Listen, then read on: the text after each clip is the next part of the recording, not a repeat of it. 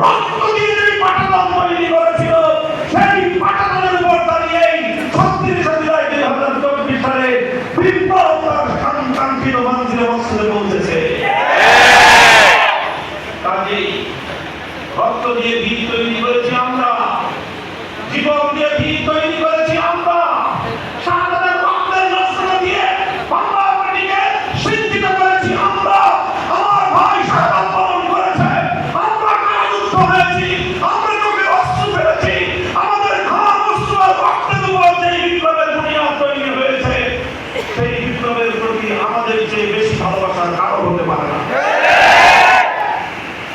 তাই আমি মনে করি শাপলা চত্বরকে যারা ধারণ করেন, শাপলার ইতিহাস যারা ধারণ করেন, শাপলার শহীদদের জন্য যাদের হৃদয় কাঁদে, যারা মনে করেন শাপলা চত্বরে আপনার ভাই শাহাদাত বরণ করেছেন, আপনাকেও জুলাই বিপ্লব নিজের পক্ষে ধারণ করতে হবে, অন্যথায় আপনি শাপলা চত্বরের ইতিহাসের সঙ্গে কৃতজ্ঞতা আদায় করতে পারবেন না। শুধু শাপলা চত্বর নয়, শুধু 2013 সালের সেই হেফাজতে ইসলামের আন্দোলন নয়, 2021 সালে মোদী বিরোধী আন্দোলনে আমাদের বীজ বৃষ্টি তারা প্রাণ ঝরে পড়েছে, রক্ত দিয়েছি তখনও আমরা। 2021 সালে আমাদের ভাইদেরকে বাকি মতো গুলিতে হত্যা করার পর সৈন্যবাহিনী ফ্যাসিবাদী শেখ হাসিনা ক্ষান্ত হয়নি। আমাদের প্রায় 1.5 সহস্রাধিক আলেম ওলামাকে নির্মমভাবে আমাদেরকে গ্রেফতার করে বাংলাদেশের কারাগারগুলোকে আমাদেরকে দিয়ে পূর্ণ করে রেখেছিল।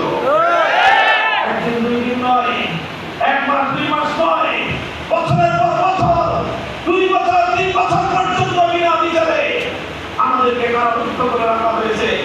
শুধু কারারুদ্ধ নয়, দিনের পর দিন, মাসের পর মাস আমরা রিমান্ডে অকথ্য নির্যাতন সহ্য করেছি।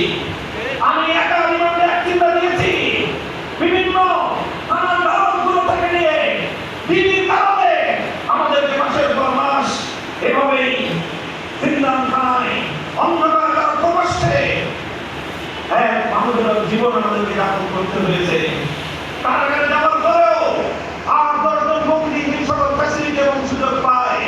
শুধুমাত্র আমরা মোদীর বিরুদ্ধে আন্দোলন করা অপরাধে আমাদেরকে সেই প্রাপ্য সুযোগ থেকে বঞ্চিত করা হয়েছে। আমাদের চোখের অশ্রুতে আমাদের বুক ভেসে যেত।